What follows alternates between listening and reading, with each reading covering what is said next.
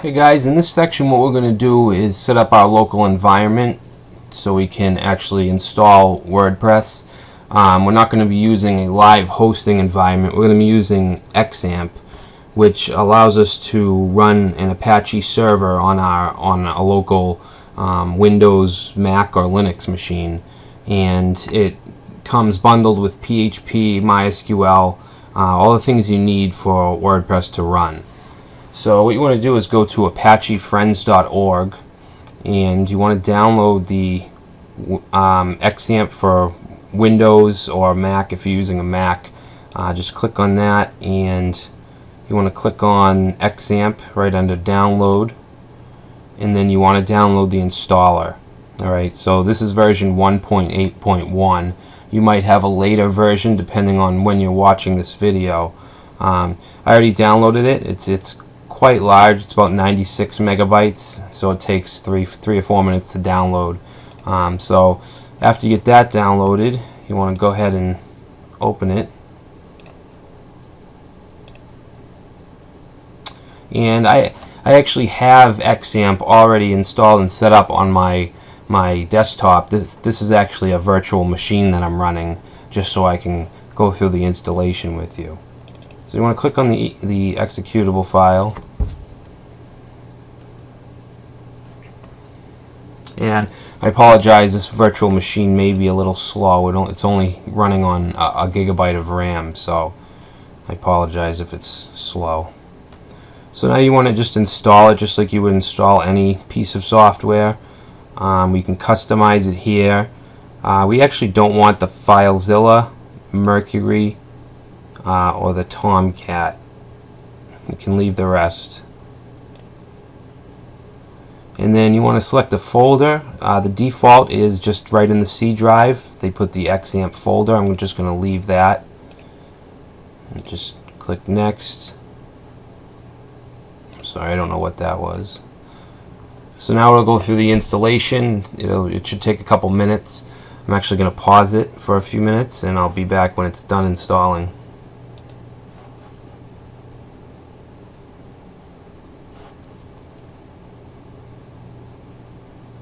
Alright, so we're just about done here. It took about 4 or 5 minutes on in this virtual machine.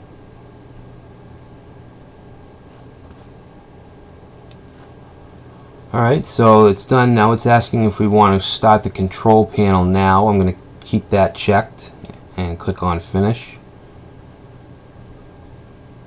And it's going to bring up the main control panel. Alright, so we have Apache and MySQL. They are both installed as services, so they can automatically run when you start up your machine, and you can manually start and stop them from these action buttons. I'm going to actually start up Apache. Make sure that starts up okay.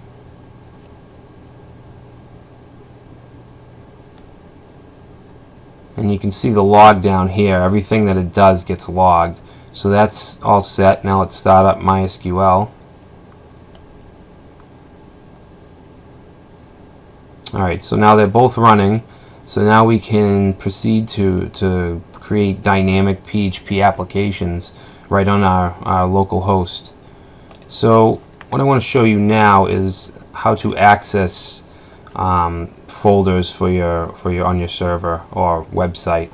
It's basically a website on your local machine. So you want to go to the Xampp folder, which by default was in the C drive, and you want to go to the htdocs folder. This is equivalent to a public HTML folder on your web host, or a www folder. This is where all your sites will go. You can put them in subfolders. For instance, let's say we added a folder called WordPress. We would put all our files in there, and then we could go to our browser and go to localhost/WordPress, and that will bring us to that website. So let's actually go to the local host,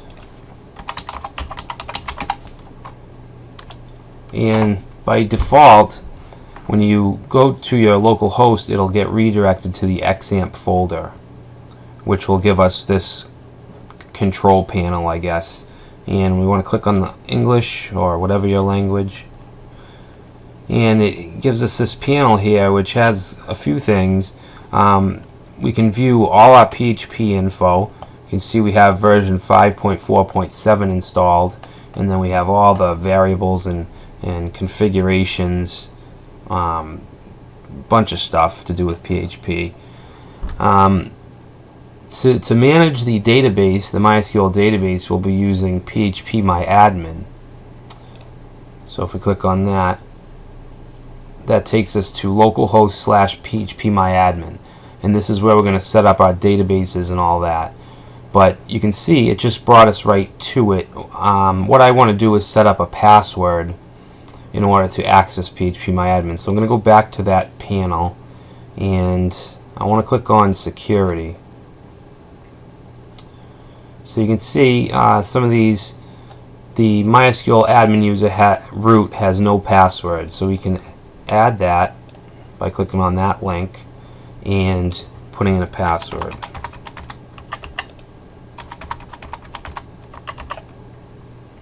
Alright.